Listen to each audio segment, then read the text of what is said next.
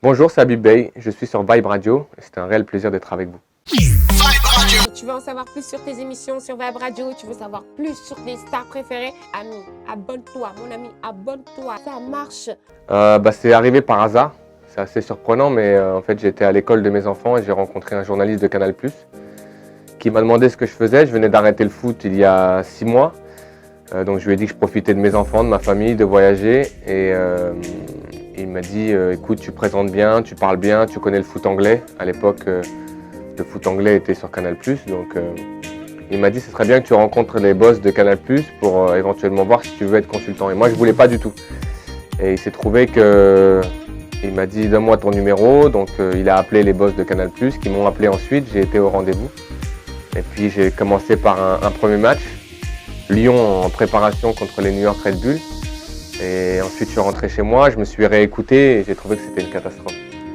Et c'est assez paradoxal parce que quand j'ai parlé avec les dirigeants, les responsables de Canal, ils m'ont dit non, nous on a vu un potentiel, c'est perfectible, mais si tu travailles, tout ça, ça va bien se passer. Et puis à l'époque j'ai dit non, c'est pas fait pour moi. Parler du métier que j'ai fait pendant 14 ans, ça me convient pas. Et puis ma femme m'a dit écoute, tu fais rien en ce moment, en quelque sorte tu es un jeune retraité, ça pourrait te permettre de rester dans le monde du foot. Je sais pas, elle me dit continue, essaye, et puis si tu vois que dans 2 mois ça fonctionne pas, concrètement tu arrêteras. Et puis j'ai commencé à le faire 2 fois, 3 fois, 4 fois, je me suis mis au travail, j'ai beaucoup travaillé, j'ai échangé avec les journalistes, avec des consultants aussi sur la vision du métier. Et puis au bout d'un moment, il y a eu un petit déclic, je me suis dit j'adore ce que je fais, je suis dans ce que j'ai aimé pendant tant d'années, c'est-à-dire le football. Et puis aujourd'hui, je m'éclate dans mon métier parce que je fais des matchs exceptionnels, parce que Canal me permet de faire des 8e de finale de Ligue des Champions, quart de finale, demi-finale, finale. Je fais Coupe d'Afrique, Coupe du Monde. Donc je m'éclate dans mon métier. Et puis en plus, comme je veux devenir entraîneur, le fait de voir des matchs de haut niveau, c'est une base de données pour moi. J'emmagasine, je note. Parce que dans mon futur métier d'entraîneur, je vois l'évolution du foot. Donc c'est ça qui est en fait assez top dans ce que je fais aujourd'hui. Et puis transmettre ma passion à travers mes commentaires, le retour que j'ai en fait à travers les réseaux sociaux, les gens que je peux rencontrer ici au Sénégal depuis que je suis arrivé. Cette fierté qu'ont les Sénégalais à ce que je sois un représentant, un ambassadeur du pays, pour moi c'est inestimable. Non, pas du tout, mais ce sont des émotions différentes. Parce qu'on a l'impression de vivre par procuration ce que les joueurs vivent à ce moment-là. J'ai jamais eu la chance de gagner une Ligue des Champions, mais de voir Sadio gagner la Ligue des Champions, la joie qu'il avait de gagner ce trophée, ça m'a rappelé moi toutes les joies que j'ai eues en tant que footballeur. Et ça c'est pareil, on sait ce qu'ils sont en train de vivre. Donc on ne vit pas parce qu'on n'est pas à l'intérieur et qu'on est juste spectateur. Et notre métier c'est de transmettre des émotions, mais de voir par exemple Jürgen Klopp, qui avait été défini avant cette finale comme un loser magnifique, remporter ce trophée après 6 finales, on se dit que le football c'est ça en fait. Le football est fait de déception, de joie, de peine et Sadio l'année dernière a perdu la Ligue des Champions, cette année il la gagne. Moi ça m'est arrivé de gagner, de perdre et à travers mon métier de consultant aujourd'hui, j'arrive à percevoir ces émotions que les joueurs peuvent ressentir.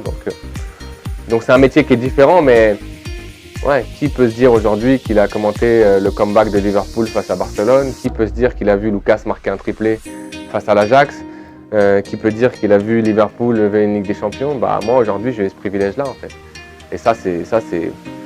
Et il y a des choses qui restent gravées lorsque tu es footballeur, mais il y a des choses qui vont m'accompagner jusqu'à la fin dans mon métier de consultant, ça c'est sûr. Le Liverpool-Barça. Liverpool-Barça, l'ambiance dans le stade, l'ambiance même avant le match, on a l'impression que... C'est-à-dire que ce qui est assez bizarre, c'est que quand on voit le match aller, on se dit ça peut pas arriver.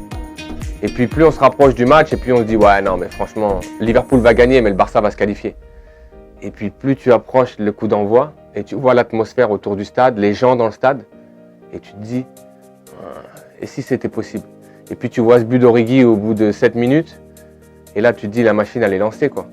La machine elle est lancée parce que tu vois Messi frapper à côté, parce que tu vois le Barça qui est pas dans ses baskets, et puis tu vois le match irrationnel de Liverpool où tu vois ce stade qui est en fusion totale, toute une ville, tout un peuple derrière une équipe, et puis tu te dis si ça doit arriver à celui qui l'a créé, la remontada. Et là c'est le comeback en fait, c'est le Barça qui prend ce qu'ils ont créé en quelque sorte, c'est eux qui ont créé la remontada. Et là, tu vois le comeback de Liverpool, c'est le match le plus impressionnant que j'ai eu à vivre en tant que consultant. Vous savez, déjà, je suis né à Paris, à Suresnes, dans le 92. J'ai été formé au Paris Saint-Germain pour ensuite être le capitaine de l'Olympique de Marseille, qui était mon club de cœur lorsque j'étais petit. Parce qu'il faut savoir qu'en 91 et 93, c'est-à-dire que lorsqu'il y a une prédominance de l'Olympique de Marseille en France et en Europe, puisqu'ils perdent en finale de Ligue des Champions en 91 et ils gagnent en finale en 93, moi j'ai 14 ans. Donc c'est à ce moment-là qu'il y a cet attachement pour l'Olympique de Marseille. Donc la rivalité, je la vis bien parce que j'ai pas de haine contre le PSG en quelque sorte. Je suis pas anti-PSG. Je suis pro-OM mais sans être anti-PSG. C'est-à-dire que quand le PSG joue contre le Barça en Ligue des Champions, je suis pas contre le PSG. Après quand il y a un match Marseille-PSG, oui je suis pour l'OM, ça tout le monde le sait. Mais non, je la vis bien. Je la vis bien parce que je me rappelle même le jour où mon agent m'a appelé, Pape Diouf, que tout le monde connaît ici au Sénégal, lorsqu'il m'a appelé pour me dire écoute, il y a l'Olympique de Marseille qui te veut. Je lui ai dit on y va en ramant, en courant, en marchant s'il faut, mais on y va, quoi. Et après j'ai vécu 4 années de classico où j'ai gagné, j'ai perdu. Mais non, je le vis bien. Après je le vis moins bien aujourd'hui parce que l'OM ne gagne jamais contre le PSG, donc c'est difficile. Je suis souvent en commentaire ou je suis souvent en plateau et je dois cacher ma frustration puisque je me dois d'être impartial. Donc voilà, mais c'est vrai que je le vis pas très bien parce qu'on ne gagne pas depuis 2011 ou 2012 je crois. Donc ça fait maintenant plus de 7 ans. Ça commence à faire long pour nous, à accepter. Pour les Marseillais en tout cas. Je sais qu'il y a beaucoup de Marseillais au Sénégal. Elle l'est un petit peu moins parce que ces derniers temps le projet a été un petit peu flou. Mais malgré tout il y a des joueurs. Moi je suis parti, Mamad a gagné le championnat avec Marseille. C'est vrai que l'attractivité d'un club elle est aussi liée à ce qu'il arrive à gagner ces dernières années. Ils ont été champions avec Deschamps. Et puis après c'est vrai que la politique sportive a été un petit peu floue au sein de l'Olympique de Marseille. Mais je suis sûr que c'est un projet, si il est bien drivé, peut être un club aujourd'hui en France, doit être un club qui doit se situer dans les 3 premiers. Et là à ce moment-là l'attractivité elle revient. Tous les gros clubs, en tout cas tous les gros joueurs, tous les joueurs qui sont intéressants, tu peux les récupérer. La problématique, c'est que tant que tu ne joues pas la Ligue des Champions, les gros joueurs ne viennent pas. Tu as les seconds couteaux, mais tu n'as pas les top joueurs, parce que les top joueurs, ils veulent jouer la Ligue des Champions. Et l'enjeu pour Marseille aujourd'hui, c'est de toucher la Ligue des Champions. C'est la seule façon pour eux de récupérer des joueurs de grande qualité. Voilà, aujourd'hui, Sadio. Sadio, Ismaïla Sarr, parce que je pense qu'il y a un énorme potentiel. Kalidou Koulibaly est pour moi l'un des meilleurs défenseurs en Europe aujourd'hui. Mais c'est vrai que après j'ai une affection particulière pour Sadio parce que je trouve que c'est un joueur extraordinaire. Cette saison, sa saison est magnifique. Il a marqué 22 buts. Et puis Kalidou Koulibaly parce que je trouve que c'est vraiment un joueur qui me ressemble dans ce qu'il est en fait, dans ce qu'il dégage. C'est un guerrier, c'est quelqu'un qui est au service du collectif et je trouve que sa carrière également est incroyable. Ce sont tous des ambassadeurs du Sénégal, donc si je devais en recruter un, je vous dis Sadio, parce que Sadio pour moi est l'un des meilleurs joueurs d'Europe actuellement. Je sais pas s'il faut qu'on ait une surprise en fait. Je ne vais pas dire qu'on se trompe parce que c'est souvent le cas, il y a toujours un joueur qui se révèle, mais j'ai l'impression qu'on est en train de parler trop de Sadio et pas assez des autres, alors que les autres ont un vrai potentiel. Lorsqu'on parle de cette attaque, on a quand même des joueurs comme Ismaïla Sarr, Mbaye Niang, Idrissa, le petit Crépin Diatta qui est un joueur très intéressant, on a Kalidou Koulibaly, Salif Sané, on a un gardien qui a fait une très bonne saison avec Reims. Et j'ai l'impression qu'on focalise trop notre attention sur Sadio Mané et qu'il faut qu'on ait un collectif fort, quoi. Au-delà d'avoir une individualité forte, il faut qu'on ait un collectif qui soit fort. Donc si on devait parler de surprise, c'est être dans la lignée ce qu'il a montré aujourd'hui sur la scène européenne, c'est Ismaïla Sarr, parce que son ascension est importante. C'est un joueur qui, pour moi, a un talent exceptionnel, qui est aujourd'hui carène, qui ne joue pas dans un grand club européen. Et on sait qu'il a été regardé par des grands clubs européens en vue de sa campagne de Ligue Europa et ce qu'il fait avec Rennes.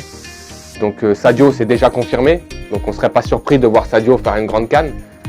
Par contre, on pourrait être surpris de voir Ismaïla prendre les clés du jeu et devenir un élément très important de cette sélection. Donc si on doit parler de surprise, ça peut venir d'un joueur comme Ismaïla Sarr ou éventuellement d'autres jeunes joueurs. Mais c'est vrai qu'Ismaïla Sarr, on en parle beaucoup, talent de Génération Foot. Et Et je trouve que dans ce qu'il dégage aussi, dans sa maturité, c'est un joueur qui est en apprentissage, il ne faut pas l'oublier. Et cette CAN, en général, les CAN sont un apprentissage important parce que c'est une compétition très difficile. Voilà, pour képp ku bëgg am samay actualité samay news xam si lan laa nekk abonnel ci chaîne YouTube bu Vibe Radio. Peace.